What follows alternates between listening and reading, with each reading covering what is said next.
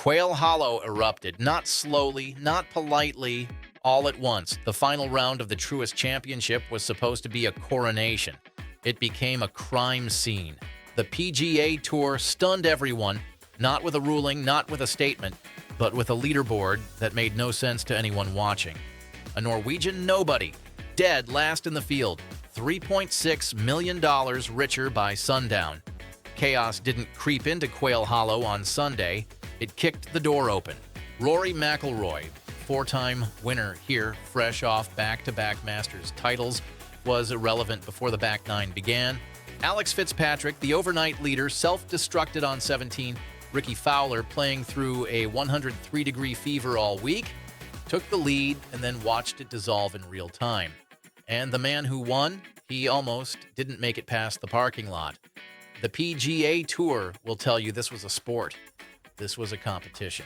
This was the game working exactly as designed. Don't believe it. The PGA Tour doesn't just stun you by suspending play. It stuns you by suspending everything you thought you understood about this sport. Quail Hollow proved that on Sunday, and nobody saw it coming. If this is the kind of story that stops you mid-scroll, hit subscribe. Every week, golf hands us moments the highlights won't show you.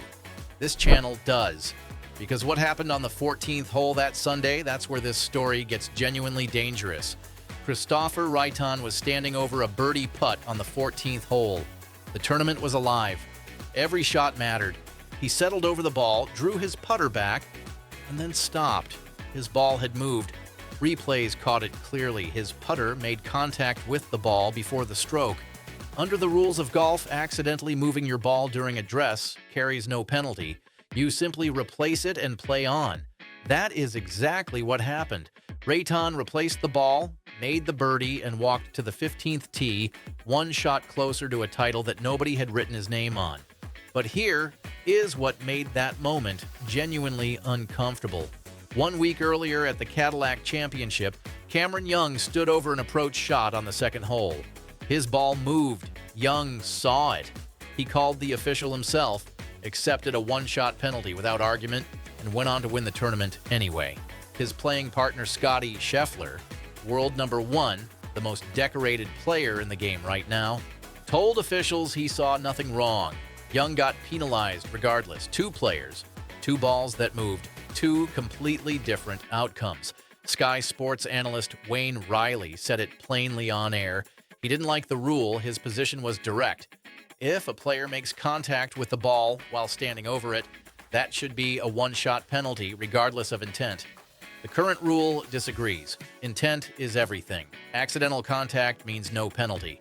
But watching the two incidents back-to-back, the contrast is impossible to ignore. Young penalized himself for something his own playing partner said didn't happen. Raitan received no penalty for something the camera recorded in real time. Golf's rules have always lived in that uncomfortable space between honor and technicality. Sunday at Quail Hollow pushed that space wide open. Raitan birdied 15 immediately after. He took the outright lead. The tournament had just shifted on its axis. Ricky Fowler was already in the clubhouse by then. He had finished with a 65, a round that, under almost any other Sunday circumstance, wins a golf tournament. His final 3 rounds of 63, 69, and 65 added up to 16 under, the best stretch of golf played by anyone in the entire field across the back half of this week. He had started Sunday 7 shots off the lead. He had played the front 9 and 5 under, surged to the solo lead, and for a genuine stretch of time looked like the most inevitable winner on the planet. This matters beyond the scorecard. Fowler arrived at Quail Hollow on Tuesday night running a 102-degree fever from a sinus infection. He described feeling like his head wasn't attached to his body. Round 1 showed it, a 74 that left him 11 shots back, and staring at a week that was already over before it had started. He shot 63 on Friday, the low round of the day, by 4 shots. He kept climbing. By Sunday afternoon, he had taken the lead at a $20 million signature event. While physically compromised for most of the week, he missed a 6-foot birdie putt on the 16th hole. That was the moment. Not a dramatic collapse, not a catastrophic error, Just a 6-foot putt that caught the edge and stayed out. Fowler then misjudged the wind on the 18th, went with a 7-iron when the shot demanded more, and made bogey. He finished 2 shots behind Rayton. His runner-up finish was still his best PGA Tour result since the 2022 Bay Current Classic, but Quail Hollow had been the site of his first-ever PGA Tour victory back in 2012, and the symmetry of a comeback win here, 14 years later, playing through illness, would have been one of the great stories the sport has produced in years. It didn't happen. The door opened, and someone else walked through it. Alex Fitzpatrick had been the name everyone was watching entering Sunday. His story deserves its own chapter because it is genuinely remarkable. 6 months ago, he was worried about keeping his DP World Tour card. He didn't own a single professional title anywhere. Then March arrived. He won the Hero Indian Open on the DP World Tour, his first professional victory. 4 weeks later, he won the Zurich Classic of New Orleans alongside his brother Matt, which handed him his PGA Tour card on the spot. His PGA Tour debut came the following week at the Cadillac Championship, where he finished 9th. He arrived at the TRUIST Championship in just his second PGA Tour start as a 54-hole co-leader, with the entire golf world watching. Sunday started badly. He drove into a divot on the second hole. He heard something in his backswing on the third. He was 3 over through 3 holes and looking at a round that could unravel everything the previous month had built. Then he steadied. He birdied 3 of the first 4 holes on the back 9 and clawed back to within 1 shot of Rayton with 2 holes remaining. Then the 17th hole happened. Quail Hollow's par 3 17th is one of the most punishing holes on the PGA Tour. It demands precision and it forgives nothing. Fitzpatrick's chip from the rough never reached the green. He made double bogey. The tournament was gone. He shot 73, finished 4 shots behind Rayton in solo 4th, and walked off a course that had just handed him the most painful lesson of his young professional career. He was composed afterwards. He said he was proud of how he battled. He called the last 4 weeks amazing. All of that is true, and none of it softens what Sunday felt like for anyone watching his round unfold in real time. Cameron Young was the 3rd name in the final round conversation, and he simply never showed up. Young had won the Players' Championship earlier this season. He had won the Cadillac Championship the week before. He arrived at Quail Hollow as possibly the hottest player on the planet. He shot 74 on Sunday and tied for 10th. No explanation covers it cleanly. Sometimes the best player in form has a bad Sunday, and this was his. Rory McIlroy's week deserves an honest assessment rather than a dramatic one. He came to Quail Hollow for the first time since winning his 2nd Masters title. This course has treated him better than almost anywhere on earth. 4 wins, a tournament record, a history that made him the pre-week favorite despite a 3-week layoff. He shot rounds of 71, 67, 71, and 72, finished tied for 19th, and left Charlotte without making a serious Sunday charge. He mentioned afterwards that something in his swing had been off. He spent Saturday evening on the range working through it. Whatever he found there will matter more next week than it did this week because the PGA Championship at Aroni Mink Golf Club begins in days, and McIlroy will arrive as one of the most watched players in the field. None of that changes what Sunday produced at Quail Hollow.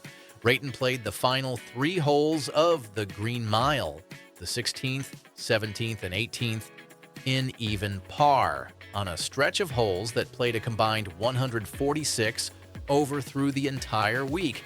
Holding steady under championship pressure with a lead to protect is not a small thing. He split the fairway on 18. He found the middle of the green with a short iron. He 2-putted for par, and the tournament was his. His reaction said everything his composure had been hiding. Standing on the 18th green, the weight of what had just happened visibly landed on him at once. This was his 15th PGA Tour start. He had made it onto the tour by finishing inside the top 10 on the DP World Tour standings the previous season. He won twice on that circuit, the Soudal Open in Belgium and the Nedbank Challenge in December. Those results earned him his PGA Tour card. Nothing in that resume predicted a signature event title in his rookie season. 2 years before any of this, Retan had been seriously considering whether professional golf was worth continuing. He had explored the idea of YouTube golf, not as a joke, but as a genuine way to rediscover why he loved the game. He stepped back from that edge, kept competing, kept grinding through the DP World Tour schedule, and eventually broke through. By Sunday evening, he was $3.6 million richer, 700 FedEx Cup points heavier, and sitting 25th in the official world golf ranking after entering the week at 54th in the FedEx Cup standings. He joins Victor Hovland as the only Norwegian players to have won on the PGA Tour. He is only the second player ever to win a signature event in his first victory on tour after Jacob Bridgman at the Genesis Invitational.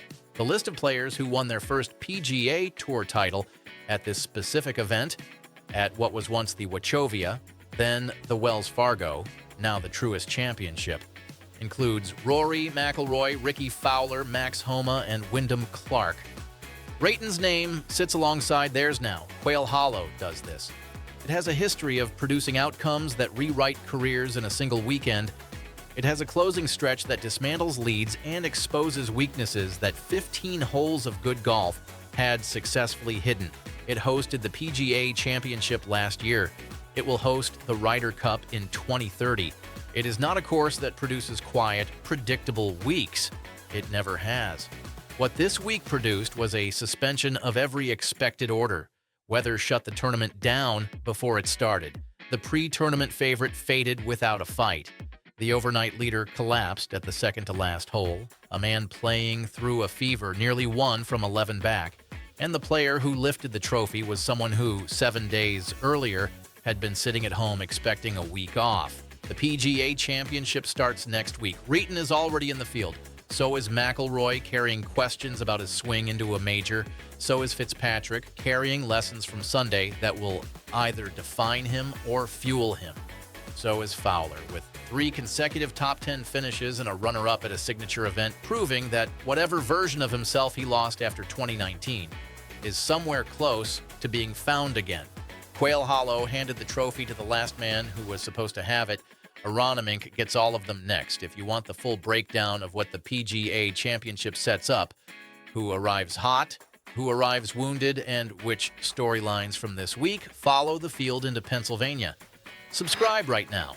Every major week, this channel goes deeper than the highlights. Hit the button, turn on notifications, and do not miss what is coming.